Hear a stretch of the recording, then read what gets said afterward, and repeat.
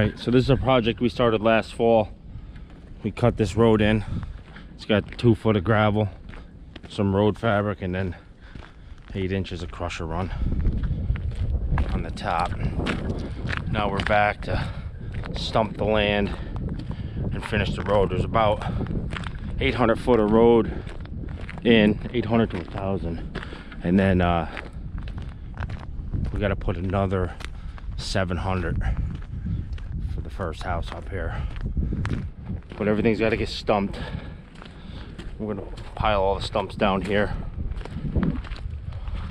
but right now we're just gonna stump, and then we're gonna bring some more equipment. We'll get everything going. But I got this new ripper for my KOBELCO. Anxious to see how that works. Save a lot of time. Cut through the frost and cut the roots out. Which is probably 150 stumps here, 200 stumps.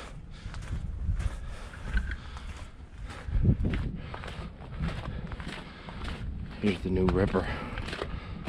Had it made. We'll see what she does.